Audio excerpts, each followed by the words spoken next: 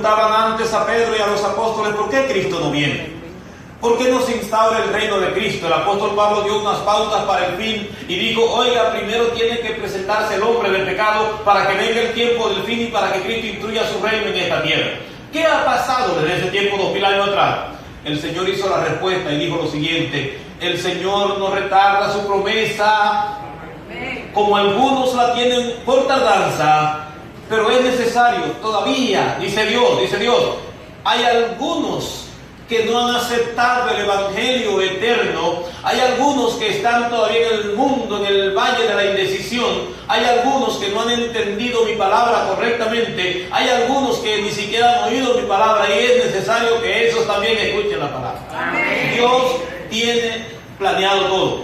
Nos reveló a los seres humanos los acontecimientos finales, reveló las señales de los últimos días, y hoy nosotros nos preocupamos y hasta le preguntamos a Dios: ¿y qué pasa, Dios? ¿Por qué tú no actúas? ¿Por qué no haces un milagro? ¿Por qué ocurren cosas? Dios no hace milagros de esa naturaleza. Él lo puede hacer, Él es poderoso y lo puede hacer, pero ya Dios estableció un día en el cual ha de juzgar a los vivos y a los muertos, y dejó en su palabra, en la revelación apocalíptica de Joel, cuáles eran los eventos a los cuales debemos prestar atención, y entonces cuando veamos las cosas como están, dijo Jesús en Mateo 24, levantemos la cabeza, porque vuestra redención está como hermanos.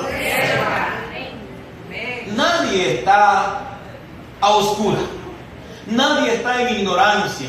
El Señor ha revelado lo necesario para que usted y yo podamos aprender en relación a nuestra preparación. La buena noticia de todo lo que estoy diciendo es que Dios está preparando un reino y Dios está preparando un pueblo. Y usted se pregunta, ¿quiénes estarán allí? ¿Quiénes son? La invitación es para que todo aquel que crea en Jesucristo no se pierda, mas tenga, ¿qué cosa, hermano?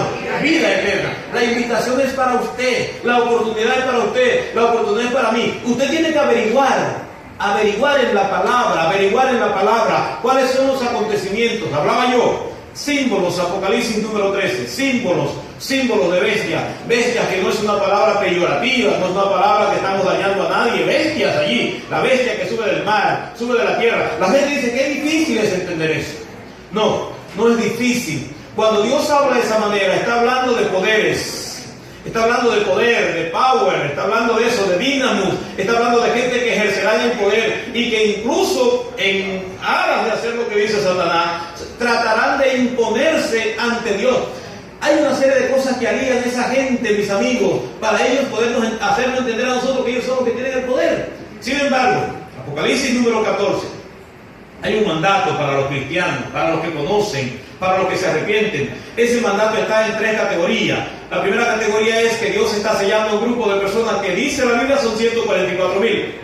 Dice la Biblia. Número 2, dice que el mensaje dice: hay que proclamar que ya el tiempo acabó, porque la gente que estaba usurpando el poder de Dios, el poder que estaba usurpando el poder de Dios, ya ha caído, ya cayó, ya no existe más. Aunque usted vea que el poder es del mundo, es del hombre, de la iglesia, el poder es de Dios.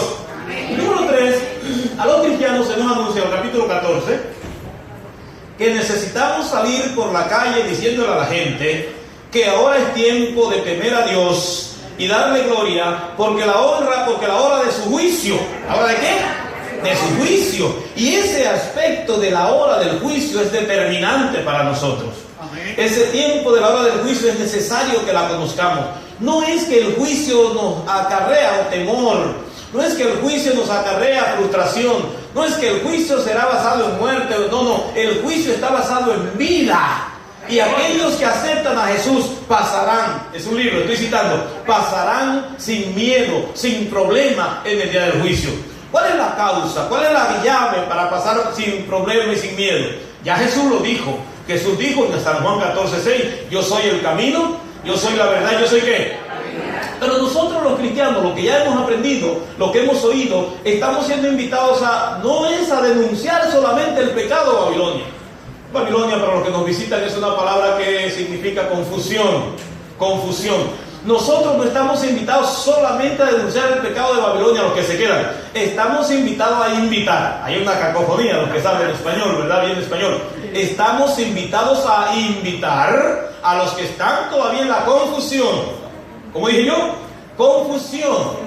los que están en confusión, nosotros que ya salimos a la luz, nosotros que ya conocemos a Jesús, nosotros que estamos en el camino correcto, nosotros que hemos aceptado la sustitución de nuestros pecados, ahora estamos llamados a decir a los que están allá todavía: salid de ella, pueblo mío, porque la hora del juicio de esa institución, de ese lugar, de la ramera, de Babilonia, de la confusión, la hora de juzgar a los que han confundido a los hijos de Dios ha llegado. Ahora la invitación para nosotros es: vayan, prediquen e inviten a los que están allí. Dios dice: yo tengo un pueblo, y lo llama a sí mismo pueblo mío. ¿Quiénes se van a salvar? Amigo, no pretenda usted que por usted estar en una X religión usted se va a salvar. Eso no es lo que va a salvar a la gente. La Biblia dice en Romanos capítulo 8, versículo 1: ahora pues, ninguna condenación hay ¿para quiénes? ¿Para quiénes? Para los que están ¿dónde? En Cristo. No los que andan conforme a la carne, sino conforme a ¿qué? Esa es la invitación que tenemos que hacer a los que están afuera, a los que están confundidos. Si bien es cierto, Babilonia constituye una institución religiosa, Babilonia, por haber mantenido enclaustrado, encerrado la palabra de Dios, por haber enseñado falsedades a la gente, por haber traído a la gente ideas contrarias a las que Dios enseña. Si bien es cierto, está enclaustrado en esa dirección, en ese grupo. En Apocalipsis 16, que también se lo mencioné, hay entonces otro esquema, otra acción, otro grupo. Un grupo que Apocalipsis 16 llama y vi salir. Estoy citando Apocalipsis 16. Y vi salir de la boca del dragón. Para los cristianos adventistas, el dragón es el diablo. Igual, como dice la Biblia, el dragón, que una vez se llamó diablo, y también como más, Satanás. La serpiente antigua, muchos calificativos, muchos símbolos para presentar. La serpiente antigua, ¿quién fue que se le presentó a Eva cuando Eva estaba por allá hablando y cosas y comió un asunto? Fue la serpiente. Así que la Biblia dice en Apocalipsis la serpiente. Pero Juan tuvo una visión de este asunto de la salvación, de este asunto de la unión, de este asunto de que todo está en contra de los hijos de Dios, en contra del mismo Dios, porque nosotros no tenemos nada que ver. Ustedes recordarán que el pleito es entre Cristo y ¿quién? Y Satanás. Usted, como hijo de Cristo, usted coge sus cositas, ¿no? A usted le dan sus dolores, a usted se le muere la familia. Como hijos de Cristo, usted coge sus sufrimienticos, ¿no? Pero Cristo sufrió una vez por todas para que todo aquel que cree en Él se vaya al cielo y no sufra más. Ese es el punto. Ahora, la unificación que aparece en Apocalipsis, en el contexto, mis amigos, del último tiempo, de eso estamos hablando hoy, el último tiempo, Juan vio un asunto importante. Búsquese Apocalipsis capítulo 16, para yo no hablarlo de mí mismo. Apocalipsis 16, ahí aparece, ¿y cuál es el versículo que ya lo consiguió? El versículo que leí, vi salir, ¿cuál es ese? 13. Y vi salir, dice el texto, ¿de la boca de quién? ¿Quién es el dragón? De la boca de la bestia. ¿Y de la boca de quién? Del falso profeta. ¡Wow! ¡Qué visión, Yo me imagino que para Juan eso fue una pesadilla. Uno lo presenta como una visión, pero no es una visión alentadora. Sin embargo, cuando usted espiritualiza, interpreta, lo que eso tiene que interpretarse, espiritualiza, lo interpreta, a usted le da una sensación de bondad y de paz. Cuando usted es un hijo de Dios, una hija de Dios, y Dios le plujo, a Dios le dio la voluntad de enseñarle a usted esas cosas que pasarán al final, yo diría, es un privilegio y daría gracias a Dios por esa oportunidad. No sé qué dicen ustedes. Aunque me parezca a mí horroroso, una bestia, un dragón, una cosa, ese símbolo, dragón, Satanás, la bestia aquí es entonces sinónimo de poder, que es el mismo poder que aparece entonces en Apocalipsis 14, la que tenemos que denunciar, es el mismo poder que tiene al mundo confundido, Babilonia. y me perdonan los hermanos que nos visitan esta mañana, no es mi intención. Bestia es un símbolo de que gente que tiene mucho poder, gente que tiene poder. El poder religioso en esta tierra, en el mundo cristiano, en el cristiano, lo tienen los católicos, apostólicos y romanos, los cristianos, ¿está bien? Porque los musulmanes es otra cosa. Los cristianos entonces entendemos que la bestia que aparece allí representa a ese grupo, pero ya dijo la Biblia en Apocalipsis 14 que en ese grupo de hermanos, en ese lugar, hay un pueblo que Dios le llama, salir de ella, ¿quién? Pueblo mío.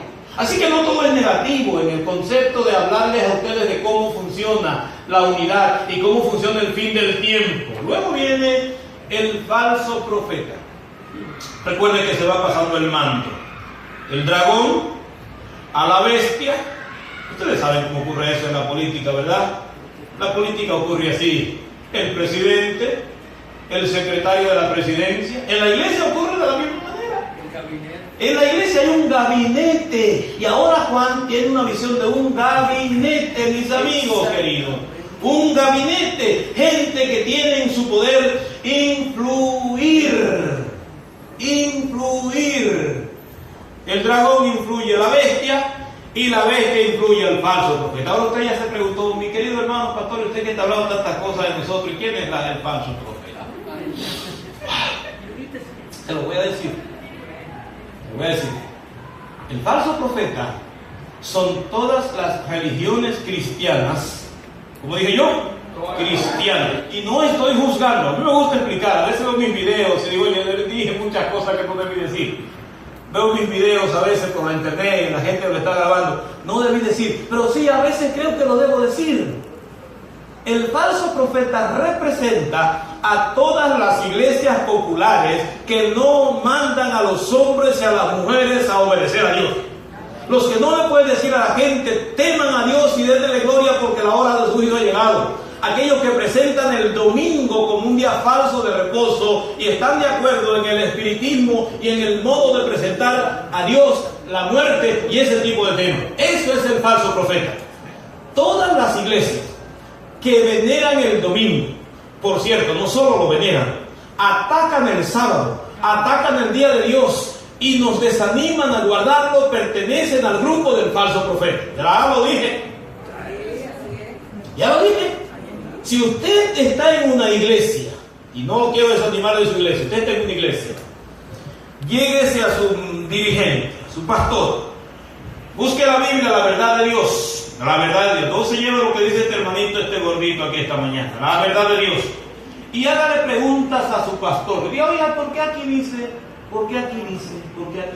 No diga por qué dijo el pastor eso allá, ni lo diga el que está mirando por la televisión. No, ahora abre su Biblia, lea su Biblia y dice, oiga, y esto aquí que está, que yo no entiendo, ¿cómo usted me lo explica? Y se va a encontrar que ese hermano, que esa hermana, que esa persona, que ese documentado le va a buscar un argumento que no va a poder probarlo, no señor, pero se lo va a buscar con el fin de motivarlo, que usted se desmotive a venir a la iglesia el próximo sábado. A esos hermanos, y en la Biblia, la provisión es que son el falso profeta. ¿Qué vio entonces Juan salir? ¿Qué vio Juan?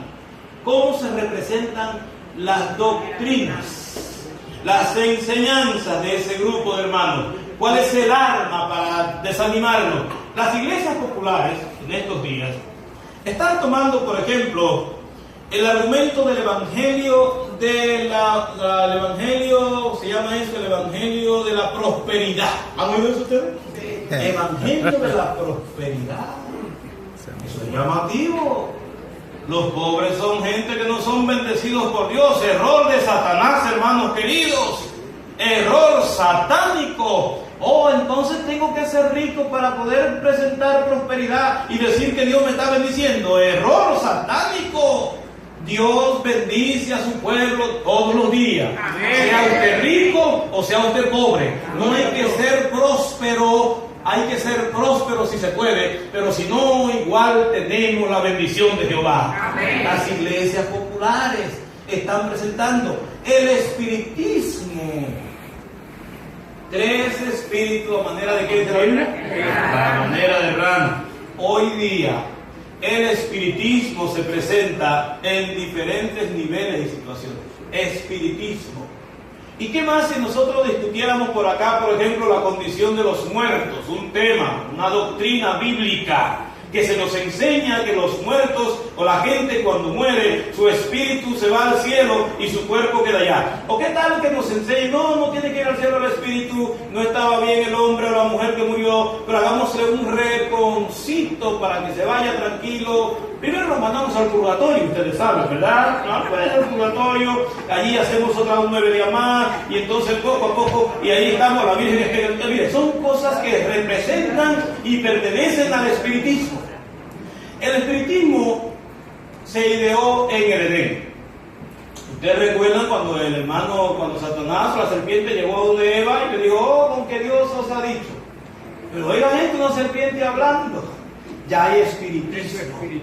Eso es espiritismo. ¿Las serpientes hablan? No hablan. Pero el enemigo de Dios toma como instrumento a una serpiente, toma como instrumento a cualquier persona para hacer conocer su voz, para hacer conocer su mensaje. Con que Dios os ha dicho, siempre será subliminal el trabajo espiritista, siempre será subliminal. Usted se llega donde un espiritista, una señora con el gorro grande, con un túbano de este tamaño, en la boca es un cigarro, los que no entienden lo que es un túbano, un habanero de eso de Cuba, y entonces usted se impresiona. Un gallo muerto en la mesa, la sangre al medio, impresiona. Porque el espiritismo quiere impresionar, porque Satanás quiere impresionar. Dios no te impresiona de esta manera. Dios no quiere sacrificio tuyo para que tú seas su hijo. Dios te ama a ti, Dios ama tu corazón. Así que, hermanos míos, es bueno que ustedes sepan esta noticia en el tiempo del fin. Y quiero decirle algo más a los hermanos que me están oyendo. Esto no es un asunto de dejarlo para después. Ya le mencioné que Apocalipsis 14 menciona 3 ángeles. Estoy como en una clase bíblica, ¿verdad? Esos ángeles representan que el mensaje que Dios está mandando para este tiempo, porque no era para ese tiempo, no, para este tiempo, es un mensaje que debe darse con rapidez. Pero si yo lo tengo que dar con rapidez, si yo lo tengo que dar con rapidez y usted darlo con rapidez, los que están escuchando esta mañana el mensaje tienen que aceptarlo con la misma rapidez. Es un asunto urgente, hermanos queridos. Nuestro Dios ya viene pronto. Nuestro Dios viene a esta tierra y viene a buscar a usted, a buscarme a mí. Dios no es exclusivo. Dios no tiene un grupo que dijo de pronto, este grupo es mi grupo, este grupo es el que me interesa. Eso tras de eso habló Pablo hoy en la mañana ahí. En el versículo bíblico es que está diciendo eso. Dios no tiene un grupo. Dios no tiene solamente a los hijos de la promesa, a los israelitas, no. Dios tiene un pueblo, nosotros también, que hemos aceptado a Jesús, que hemos recibido de Jesús el Espíritu Santo, que hemos sido llamados aquí esta mañana. Dios tiene un grupo. Y hoy te tengo la buena noticia que tú eres del grupo de Dios. ¡Amén! ¡Gloria a Dios! Por eso estamos trayendo esta noticia tan importante, hermano. Pero el grupo de Dios, que Pablo en Romanos 9 le llama remanente, en el contexto de la discusión con los israelitas, el grupo de Dios son aquellos que, yo aprendí esto, me dijeron esto, tengo esta discusión, pero mi casa y yo, una expresión del hermano Josué, mi casa y yo, a pesar de lo que conocí, a pesar de lo que me dice, lo que diga la gente de mí, mi casa y yo serviremos a Jehová. Engrosar, unirse al grupo de Dios y no hacerle caso a lo que dicen, o no sentirte mal porque viste la verdad, porque la conociste, porque Dios te la presentó. No, es un asunto de reacción. Por eso el llamado del año segundo, salí de ella, pueblo mío. Por eso la descripción de los primeros, de los 144,000, que aunque tengo una discusioncita con Cristian, yo digo que es literal y que yo estoy en ese lugar, digo que es simbólico, y que estoy yo siendo, si estoy vivo, cuando venga Jesús, yo estaré dentro de los 144,000. Aunque tenemos esa discusioncita, hermanos queridos. ¿Por qué? Porque nosotros no hay que preocuparse si es literal o no, oiga, haciendo la discusión. Yo creo que lo que debo preocuparme es tener las características de los 144,000. Si es literal, como dicen algunos de escuela, o si es simbólico. Mi propuesta esta mañana es que usted se deje sellar por el Santo Espíritu. Amén. Esa es mi propuesta. Mi propuesta es que usted sea de ese grupo digno, de ese grupo de gente seria, de gente santa, que en medio de las tribulaciones, que en medio de las dificultades, que en medio del tiempo malo, usted está listo, dispuesto, decidido a adorar a su Señor. Eso es lo que dice allí de los 144,000. Gente escogida. Para el fin del tiempo, mi amado y mi amada, usted se ha escogido para honra y gloria de Dios. ¿De Cristo? Está por decir algo. Hermanos, ahí donde usted está sentado o sentada, haga un paréntesis. Y es un pastor que está dando este mensaje, recomendando para que todos nosotros hagamos y cumplamos con ese deber. Amén. ¿Ya lo oyeron? Que no digan que el pastor no lo dijo. ¿Cómo se manifiesta entonces? ¿Cómo se manifiesta, hermano? Los tres espíritus inmundos que salieron de la boca del, ¿verdad? De la boca de esos poderes. ¿Cómo se manifiesta? En nuestras casas, y hay seminarios especiales, hay gente especial para eso. En nuestras casas a veces vemos a los niños nuestros viendo muñequitos, caricaturas, cartoon, como dicen los americanos, o vemos también nosotros mismos nos sentamos y miramos cualquier obra de teatro, cualquier película, novelas, y a veces hasta son cosas que son de corte espiritual.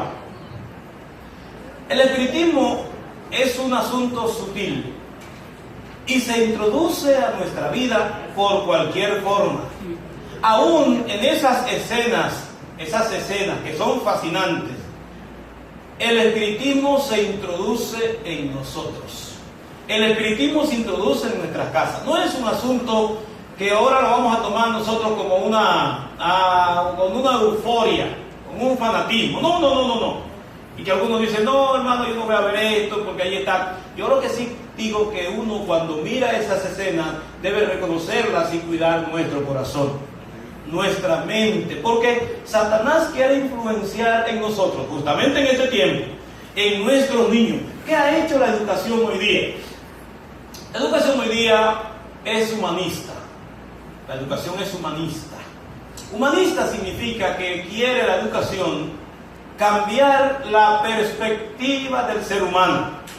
Ya la educación no es más racional, no es más razonable, es humana. Quieren hacer un hombre que se adore a sí mismo, un hombre que entienda que de hecho él es semidios. ¿Han oído eso?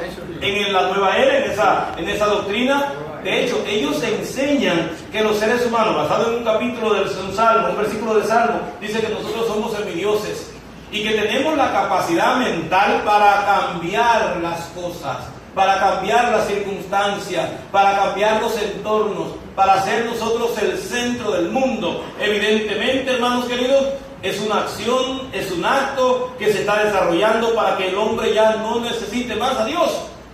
En muchas culturas que no son culturas cristianas, que son culturas más bien racionales, que son culturas, bueno, en Europa muy liberales, a los niños se les enseña a veces que no existe Dios en algunos lugares, o a veces que usted mismo es Dios y que usted tiene la capacidad para usted ponerse bien. El yoga, por ejemplo, el yoga, algo que nosotros pues no discutimos, es de hecho una filosofía, es una expresión, pero es una expresión espiritista también. ¿Qué propone el yoga? El yoga propone que a través de meditación profunda usted puede hasta controlar los dolores que le lleguen.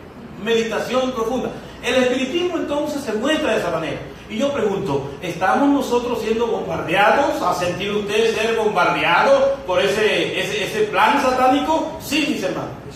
Estamos bombardeados por eso. Por eso el apóstol San Pablo, discutiendo con los israelitas, él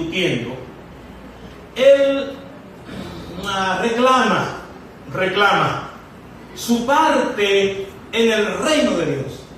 Él reclama, voy a ir con usted, él reclama, nosotros los gentiles, ahí voy, nosotros los gentiles somos hechos por el mismo alfarero. Nosotros los gentiles debemos obedecer el mismo mensaje.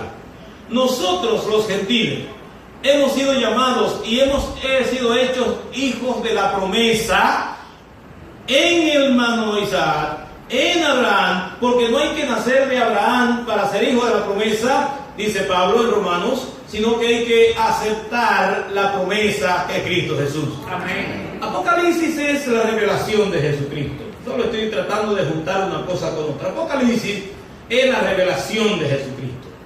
Es la continuidad del Evangelio. Es el apéndice. Es el mensaje final. Dado a aquellos que han, como Pablo, han reconocido que hay un solo creador. Usted se lee, por ejemplo, a Génesis capítulo 2, versículo 7, 2:7, dice, y tomó Jehová Dios del polvo. ¿De dónde tomó Jehová Dios? Del polvo. E hizo un muñeco, y a ese muñeco, ¿qué le hizo Dios? Le sopló, y fue el hombre un ¿qué? Un árbol. Los profetas luego, el hermano Jeremías, el hermano Isaías, usaron esa figura para identificar a Dios como el creador de todo. Luego Pablo en el nuevo pacto, en el nuevo nacimiento dice, nosotros también somos hijos del alfarero. Y dice Pablo, quizá a usted no le guste este mensaje, dijo Pablo, pero el vaso de barro, esa fue la lectura bíblica, ¿verdad? El vaso de barro, que somos nosotros, no tiene derecho. ¿Leyeron su Biblia otra vez? No tiene derecho de reclamar al alfarero, ¿por qué me hiciste así? ¿O por qué me hiciste así? Lo que tiene que hacer el vaso de barro es agradecer al alfarero por su hechura y entender que es hijo por adopción ahora y por creación después, por creación primero y por adopción es hijo del alfarero que es Dios. Amén. Y esta mañana, dejarse moldear por Dios. Y esta mañana, mis hermanos, Dios nos manda a decir, de todo lo que hemos dicho, el tiempo se acaba. En esta mañana Dios nos llama para que si hay que hacer algún arreglo en relación al trabajo, en relación a la práctica, en relación a la salvación, usted y yo pueda hacer este trabajo. Algunos creemos que esto va para tiempo, algunos manejamos el tiempo en el concepto de que yo duro mucho. Mire, cuando el hermano San Pedro manejó el tiempo, San Pedro en inspiración dijo, porque para Dios un día es como ¿cuánto tiempo? 1000 años. 1000 años. Para Dios un día, 1000 años. Los testigos de Jehová interpretan que Dios hizo el mundo en 7000 años por esa declaración. No, Dios hizo el mundo en 7 días. Literal. Eso creemos nosotros. Porque el Dios al cual servimos es un Dios poderoso. De hecho, Jesús dice, y Génesis dice, que fue la palabra de Dios lo que creó. Y habló Dios y se hizo. Luego en Juan 1 dice, en el principio este era el verbo, hablando de Jesús, y el verbo era con Dios, y el verbo era ¿quién? Dios. No hay que dificultar la cosa. Nuestro trabajo es aceptar la voluntad de ese Dios. Nuestro trabajo es declarar, es mirar qué Él quiere que hagamos. Es gracias porque nos dio la revelación.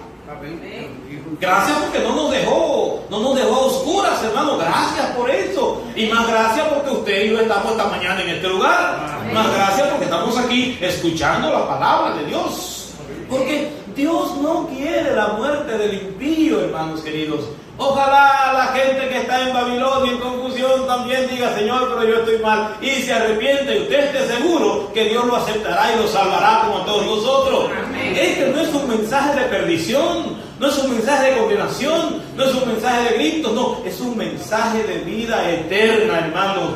La revelación de Jesucristo. Cristo dijo, bienaventurado el que oye, bienaventurado el que cree, bienaventurado el que hace las palabras de qué, hermanos, de esta profecía, porque Dios no tiene ánimo, el pastor no tiene ánimo, la iglesia no tiene ánimo de discutir, de atacar, no, de juzgar, de condenar, no, Dios es un Dios de amor y ha definido esto como el Evangelio eterno. ¡Amén!